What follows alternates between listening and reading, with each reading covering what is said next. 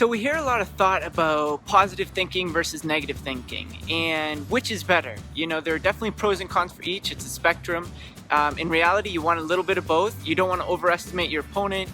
You don't want to overestimate your abilities, and etc. But you need to have a positive attitude, that's for sure. And you need to play with confidence, that's for sure. But you also need both positive and negative thinking to perform at your best. However, ideally, what you need is additive thinking. The psychologists and the premier psychologists, they talk about additive thinking versus subtractive thinking. And the way that they define it is this. Cal Berkeley professor Laura Kay says additive thinking is when you think what you might have done, but it didn't occur in reality. Subtractive thinking are things that actually occurred in the past and that you'd subtract, thinking of how things would be different if it hadn't really happened.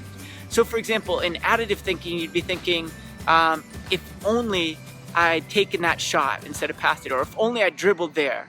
With subtractive thinking, you're thinking, if only I didn't miss that shot, or if only I didn't miss that pass, if only I didn't, if I wasn't up late last night, or if only I didn't have that meal, or thinking of feelings of regret, okay? Because these are harmful, but we need additive thinking, and that's what helps in the long run. For example, in additive thinking sees new strategies and options. It adds to the choices available if the situation happens again. And so over time, this leads to our best performance. So not necessarily about positive or negative thinking, but about additive thinking. You need a little both positive and negative to keep you grounded and keep you on your toes and keep you most prepared to play your optimal performance. So by thinking through different versions, if this had happened instead, you can avoid some of the blind spots due to overconfidence. You can predict problems that may arise and then return to the scenarios in your head until you've figured out the solution.